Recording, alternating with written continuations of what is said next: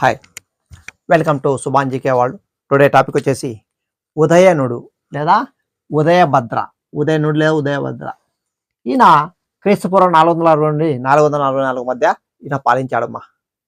So Magadha సామ్రాజ్యం హరేక వంశం. Okay, next తండ్రి అజాతశత్రువుని చంపి ఈయన రాజ్యానికి వచ్చాడమ్మా. సేమ్ అజాతశత్రువు తన తండ్రి బింబిసారుని చంపి ఎలా వచ్చాడో ఈయన కూడా సేమ్ అలాగే చంపి రాజ్యానికి వచ్చాడు. ఎవరు?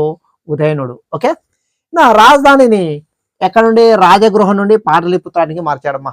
రాజధానిని ఎక్కడ నుండి? రాజగృహం నుండి పాటలీపుత్ర అంటే పాట్నాకు మార్చాడు ఈయన. ఓకే, ఇక ఉదయనుడు తర్వాత వాసవదత్తకు మధ్య ప్రేమ వ్యవహారం ఉండేది. ఉదయనుడు మరియు వాసవదత్తల మధ్య ప్రేమ వ్యవహారం ఉండేది. అయితే వీరి మధ్య ప్రేమాయణం తెలుపు గ్రంథం వచ్చేసి ఒకటి మోస్ట్ ఇంపార్టెంట్ గ్రంథం, అదే స్వప్న వాసవదత్త. ఈ గ్రంథంను బాణుడు అనే సంస్కృత కవి రచించాడమ్మా.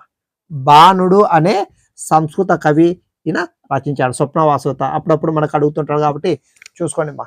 ఇది ఎవరి గురించి తెలుపుతుంది అంటే ఉదయనుడు మరియు స్వప్న వాసవదత్తకు మధ్య ప్రేమాయణం తెలిపే గ్రంథమే స్వప్న వాసవదత్త.